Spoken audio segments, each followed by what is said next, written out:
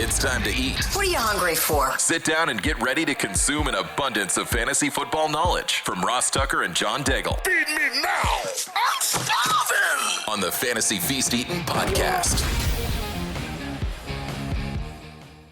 Yeah, let's eat, baby. It is the Fantasy Feast Eatin' podcast. We are, of course, presented by DraftKings. I'm Ross Tucker, former NFL offensive lineman, 5 teams, 7 years. No TV gig this weekend, actually. I'll only be in the booth Monday night on the radio. Westwood won, Jags, Bills. Looking forward to that. I don't know how it worked out this way, but the first 3 Bills games of the year, I am in the booth calling, and they're a fun team to watch because Josh Allen's very entertaining. So looking forward to that.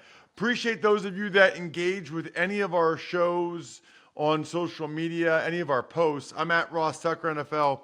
We are at Ross Tucker Pod. Big fan of my new co-host here on the Fantasy Feast podcast, John Daigle. Check him out on social media at NotJDaigle. He has been fantastic so far. He, of course, is one of the guys over at EstablishTheRun.com with our former co-host Evan Silva and Adam Levitan, who's been on a number of times over the years. Just make sure when you're trying to make sure you know what to do each week from a fantasy perspective, that you use the code FEAST when you go to EstablishTheRun.com so you get that discount code from John and his cohorts over there. John, let's dive right into it because there's a bunch of games to get to. As always, still no buys. We'll start with the Patriots at the Jets, who, Jets might have do the Jets have 2 running backs that are fantasy relevant, John? And Braylon Allen did come off the bench for Breece Hall whenever Hall was slightly banged up in the second quarter after a catch. And he showed what he can do as the youngest player, I believe, since 1930 to score a touchdown in the NFL at 20 years old. And that makes Allen one of the best contingency options in the league. But whether he has standalone value, I still think that's a question since his touches would have to come directly from Breece Hall, one of the most explosive running backs, not only on the Jets roster, but in the entire league as well. So still skeptical of that. Having said that, Ross, to your point, yes, Braylon Allen should obviously be rostered everywhere. One of the top 3 stashes in all of fantasy football. But let's start with the Jet side of the offense since you mentioned that because we know exactly where they want to go. Garrett Wilson still being hammered targets. Nathaniel Hackett has even brought him closer to the line of scrimmage this year to ensure that 30+% target share continues every week. So Wilson, even in this matchup against Christian Gonzalez, continues to offer a high PPR floor, more of a wide receiver 2 or 3 in this matchup, considering how slow it's going to be. Aaron Rodgers and Hackett, unsurprisingly, having a league low and volume so far in the NFL. Very few plays are going to be run in this game. So Wilson and Breece Hall in particular, those are guys we're trusting to start. On the other side, though, for the Patriots, it is interesting because the Jets have leaked some production on the ground so far to both the 49ers and Titans running backs, combining for 4.5 yards per carry. And that's what the Patriots want to do. Over 32 running back touches in both games so far. Last week, Antonio Gibson was back to full strength, and we even saw him get in the box score for over 100 yards from scrimmage. Ramondre Stevenson himself, 28 and 23 touches now in the first 2 games of the season. And the receiver for the Patriots, we finally have one to trust because Alex Van Pelt has brought that system over from Cleveland that is tight end centric. And now the Patriots are not only leading the league in their target rate to tight ends, but Hunter Henry splashing obviously over 100 yards in week 2, a 50% target share as well. So I think Hunter Henry in this matchup is also someone like Ramondre Stevenson we should absolutely trust. Now we get to the Sunday slate. It's the Giants at the Browns. And speaking of targets, holy Malik Neighbors. Malik Neighbors targeted on 69% of his routes on Sunday. It is very clear that they don't want to go anywhere else, regardless of who else is open. And even against man coverage this year, which the Browns are still running at an above average rate in the league, Malik Neighbors has seen 70% of his targets so far, 10 targets, 10 catches. So we know exactly where to go in the Giants offense. All Malik Neighbors. No one else getting involved behind Devin Singletary either for that backfield, even though it is a much tougher matchup.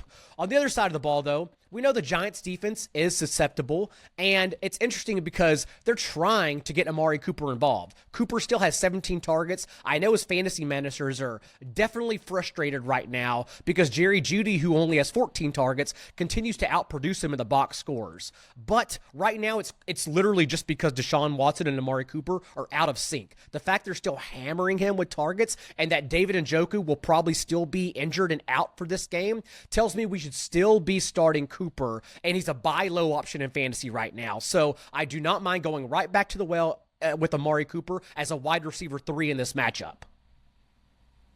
What about, well, you already kind of said about the Giants with Neighbors and Singletary. I thought Singletary, by the way, looked good. I mean, I thought he looked pretty darn good against the Commanders.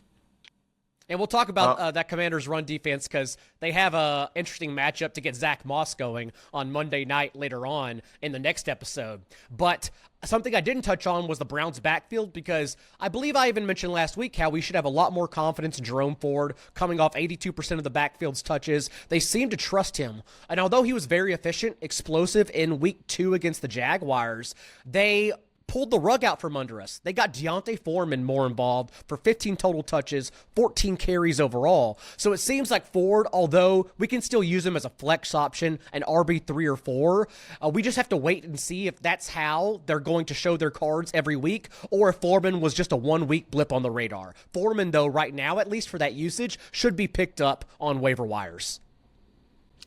Let's move on to the Bears at the Colts. Bears are interesting right now offensively, John.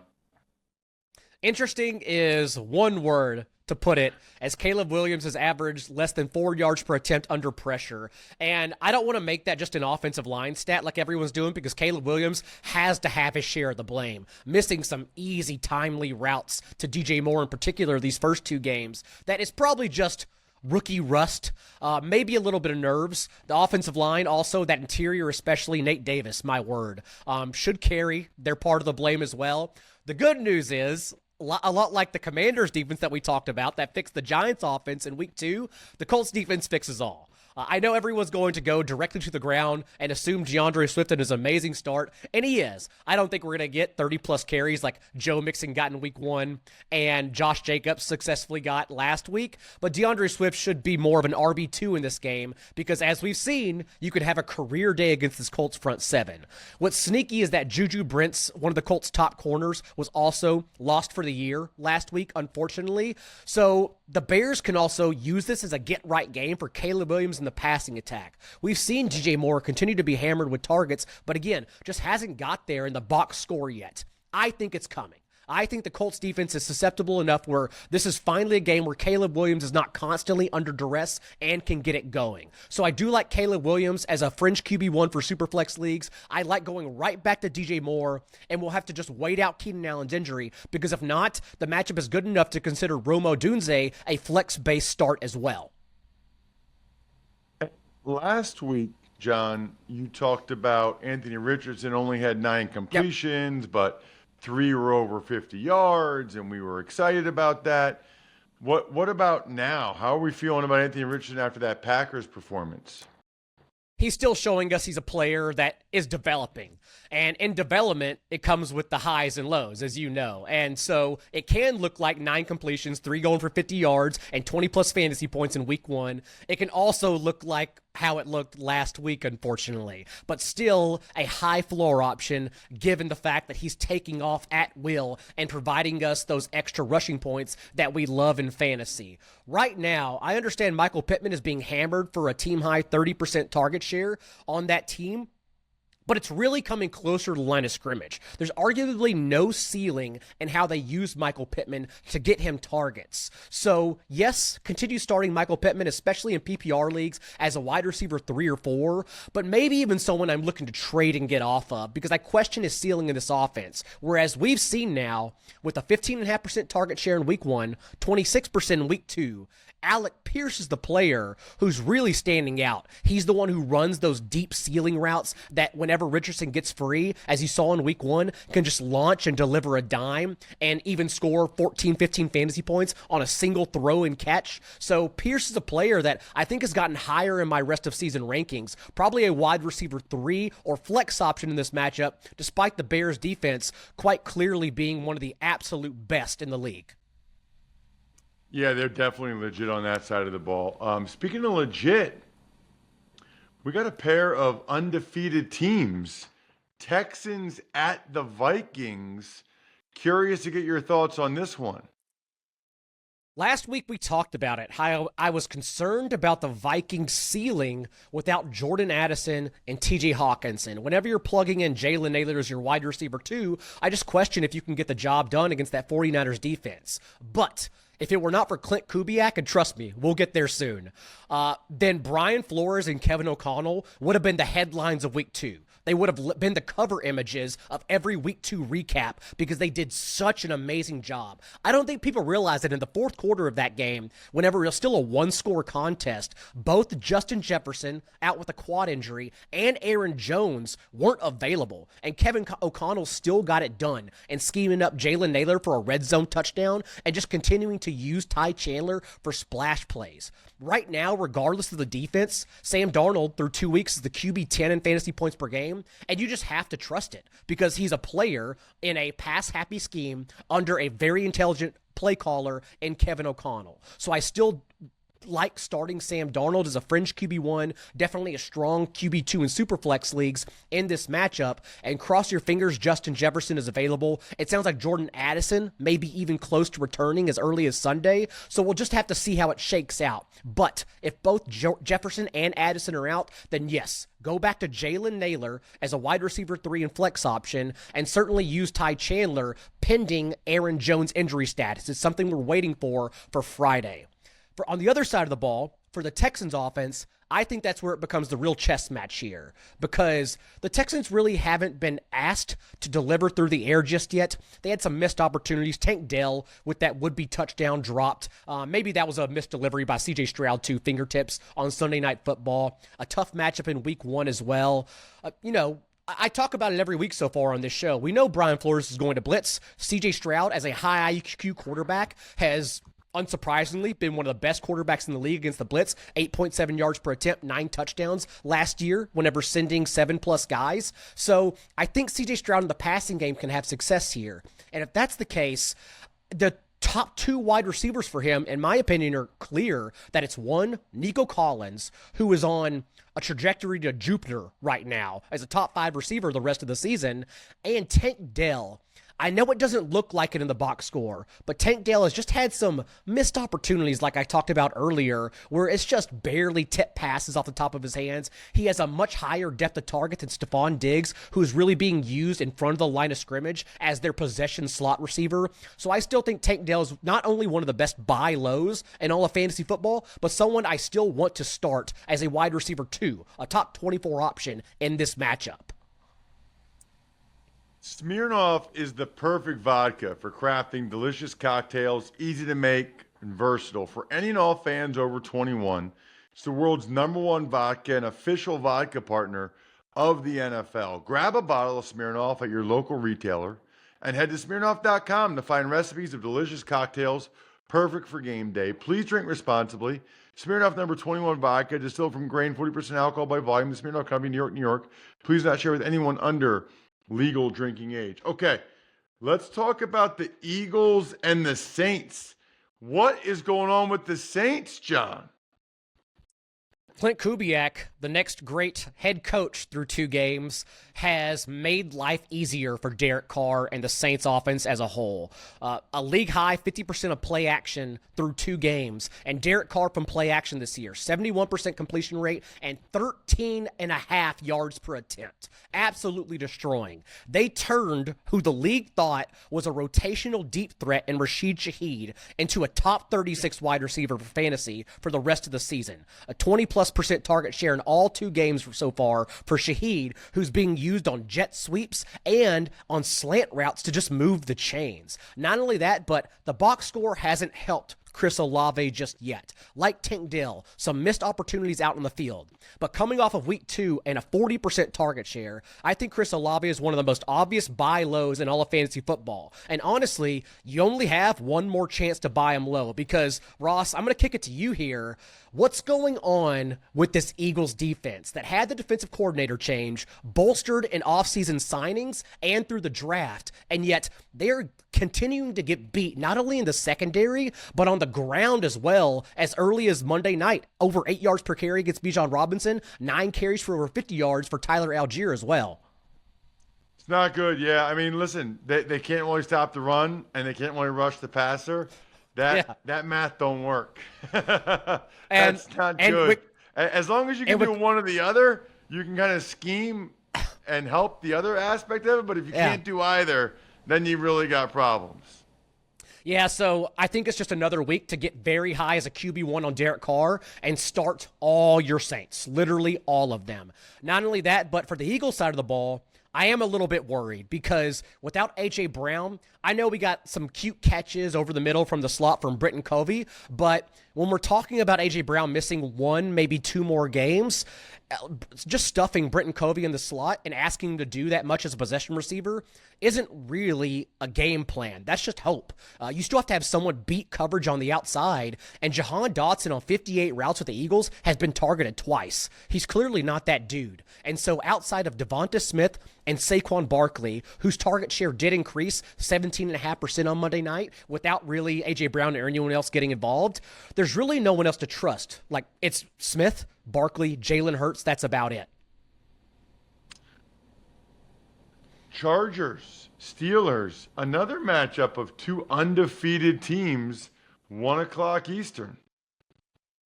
It's pretty easy for the Steelers side of the ball, so let's cover it there because the Chargers defense, yes, amazing, but we also know the Steelers only function through one receiver, and that's George Pickens. We talked about in week 1 how he boasted that 30% target share, all downfield shots, which he can turn into production because he's so good at contested catches. Last week, I know the box score doesn't show it for everyone, but still, you're starting him in this game. He had a 51-yard catch called back. He had a touchdown negated for an offensive penalty as well, and he drew a deep defensive pass interference on Patrick Surtain. It's been tough, I know, especially in week 2 for George Pickens, but someone I still have all the faith in the world for in fantasy as a wide receiver 2 or 3 because he's shown that he's Justin Fields' main target.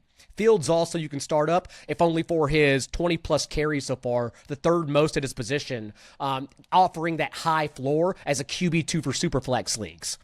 On the other side of the ball, for the Chargers, where it gets interesting, because so far, they've run the 8th most plays in the league with a lead. They have not been asked for Justin Herbert to do anything.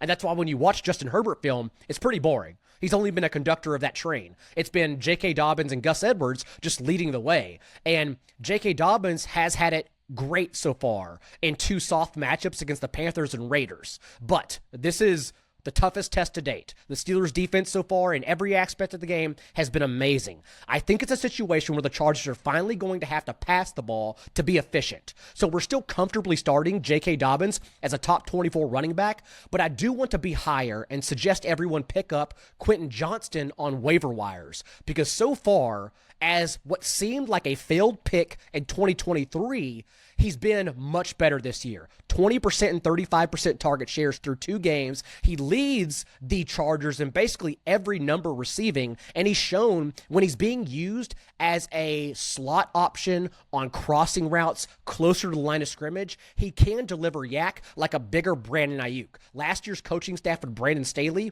was incorrectly asking him to go deep far too often, despite despite the fact that he struggled with contested catches at TCU. So the way they're using Johnston, I think he is closer to a wide receiver 3 in this game, and we should pick him up for fantasy football. Wow. I like that. Yeah, that'll be an interesting challenge, much more of a challenge for the Chargers this week. Then we've got the Broncos and the Bucks. Broncos offense has been struggling. Bucks coming off that win in Detroit. And unfortunately for the Broncos, the box scores are actually better for Bo Nix than the tape. It hasn't been pretty. I will say it has been some arguably impossible matchups so far against Mike McDonald's Seattle's unit and the Patriots. So still some hope here for Bo Nix and what should be a much easier game against this banged up Tampa secondary that we discussed last week. And we'll talk about Jared Goff in the next episode and how he struggled there. But really what they've shown so far, the Broncos and their offense, is that they go to one player. And there's only one player to trust. And I know everyone is closer to dropping Courtland Sutton in fantasy football than they are to starting him. But I will say this is a game I want to start him. I think he's one of the sleeper picks of the week because, again, a much softer matchup as opposed to his first 2 games when he had to go up against not only Tariq Woolen in Seattle, but get shadow covered so far, last week by Joey Porter for the Steelers. Courtland Sutton has every single end zone target for the Broncos so far, and we're still holding hope to that 28.5% target share he had in week 1. So in a much easier game, at least on paper, I think Courtland Sutton is a wide receiver 3 or 4 for fantasy, and someone I definitely want to be ahead of, even in DraftKings DFS contest. So I like Sutton in the passing game for the Broncos.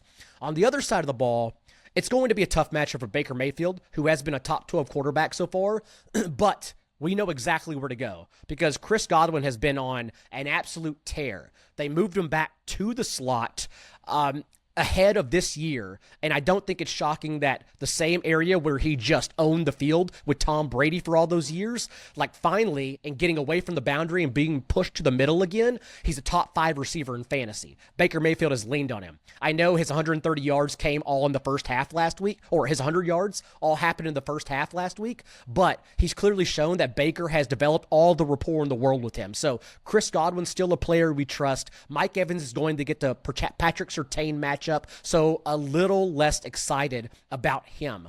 I wish I had a better answer for everyone in the backfield as well, because I know everyone wants to start Bucky Irving, who has looked explosive on his touches. But I just want to warn everyone that 4 of Bucky Irving's carries in the second half only came because Rachaad White was out injured. White eventually returned on the last couple of possessions in that game, and then Irving only handled 1 touch beyond that. So Irving is a stash, one of the best stashes we can have in all of fantasy football, but this is still Rachaad White's backfield. So he's the player to still start. Irving, you can't even have flex value in right now.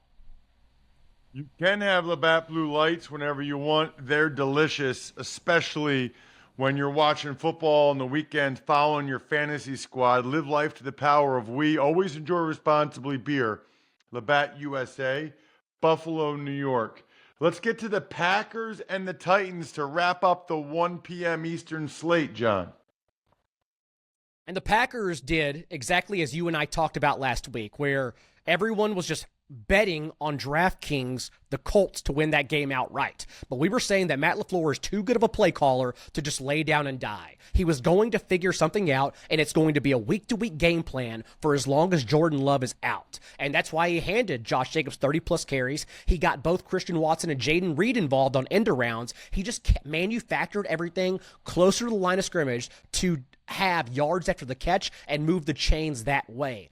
I think it's going to be something similar in this game because this Titans defense, their offensive production to this point does not do the dogs in this defensive line justice. They are holding their weight and keeping this Titans offense in the game for as long as possible. We've just had a couple of very big boneheaded plays from Will Levis so far, which is unfortunate. So I think this is going to be a low-scoring game. But there are only 2 players to trust for as long as Jordan Love is still out, and that is Jaden Reed, who Matt LaFleur, bolstered throughout the preseason, told us exactly how they want to use him, despite him not being able to play in 2 wide sets last year. And so far, so good, because they really haven't gone to anyone else. Dontavian Wicks got involved for a touchdown, but still ran the 4th most routes among all their receivers. Not someone we can trust in fantasy just yet. So right now, it's only Jaden Reed who I'm starting among the Packers wide receivers as a top 36, top 48 option. Christian Watson even outside of that barrier.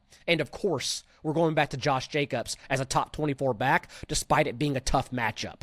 On the other side of the ball, again, another tough matchup against this elite Packers front 7, but I do have a little more faith at the very least in one Calvin Ridley, as long as DeAndre Hopkins stays limited, and I believe he is, and Tony Pollard, because Tajay Spears is battling an ankle injury that some may have missed at the end of that game, and if so, it's all going to Tony Pollard. 40-plus touches so far through 2 games. I think that's the running back to be extremely high on here, despite public perception.